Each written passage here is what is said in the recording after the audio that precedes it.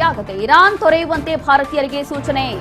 ಇರಾನ್ನಲ್ಲಿರುವಂತಹ ಭಾರತದ ರಾಯಭಾರ ಕಚೇರಿಯಿಂದ ಸೂಚನೆ. ಈಗ ಆದಷ್ಟು ಬೇಗ ಇರಾನ್ ದೇಶದಿಂದ ನಿರ್ಗಮಿಸಿ ಅಂತ ಹೇಳಿ ಸೂಚನೆ ಕೊಡಲಾಗ್ತಿದೆ. ಇರಾನ್ನಲ್ಲಿರುವಂತಹ ಭಾರತೀಯರಿಗೆ ರಾಯಭಾರಿ ಸೂಚನೆ ಕೊಡ್ತಾ ಇದೆ.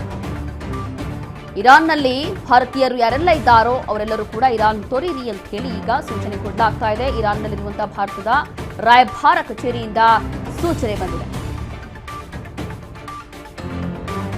ಆದಷ್ಟು ಬೇಗ ಇರಾನ್ನಿಂದ ನಿರ್ಗಮಿಸಿ ಅಂತ ಹೇಳಿ ಸೂಚನೆ ಕೊಡಲಾಗ್ತಾ ಇದೆ. ಇರಾನ್ನಲ್ಲಿರುವಂತಹ ಭಾರತೀಯರಿಗೆ ರಾಯಭಾರಿ ಕೊಟ್ಟಿರುವಂತಹ ಸೂಚನೆ. ಆದಷ್ಟು ಬೇಗ ಇರಾನ್ ದೇಶದಿಂದ ನಿರ್ಗಮಿಸಿ. ಯಾರೆಲ್ಲ ಭಾರತೀಯರು ಈಗ ಇರಾನ್ನಲ್ಲಿದ್ದಾರೋ ಅವರೆಲ್ಲರೂ ಕೂಡ ಈಗ ಅಲ್ಲಿಂದ ಎಕ್ಸಿಟ್ ಆಗಬೇಕು. ಇರಾನ್ ತೊರೆಯುವಂತೆ ಭಾರತೀಯರಿಗೆ ಸೂಚನೆಯನ್ನ ಕೊಡಲಾಗ್ತಾ ಇದೆ. ಅದರಲ್ಲೂ ಕೂಡ ಈಗ ಇರಾನ್ನಲ್ಲಿ ಇರುವಂತಹ ಭಾರತೀಯರಿಗೆ ರಾಯಭಾರಿ ಕಚೇರಿಯಿಂದ ಬಂದಿರುವಂತಹ ಸೂಚನೆ ಇದು.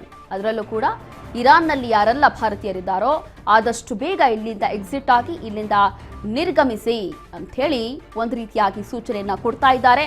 ಅದು ಈ ರೀತಿಯಾದಂತಹ ಸೂಚನೆ ಏನಕ್ಕೆ ಕೊಡ್ತಿದ್ದಾರೆ, ಇದಕ್ಕೆ ಏನಾದರೂ ಕಾರಣ ಇದೆಯಾ ಅನ್ನೋಂಥದ್ದು ನಿಜವಾಗ್ಲೂ ಕೂಡ ಯಕ್ಷ ಪ್ರಶ್ನೆ ಹುಟ್ಟುತ್ತೆ. ಆದರೆ ಸದ್ಯಕ್ಕೆ ಈ ರೀತಿಯಾಗಿ ಭಾರತೀಯರಿಗೆ ಸೂಚನೆಯನ್ನ ಕೊಡಲಾಗಿದೆ.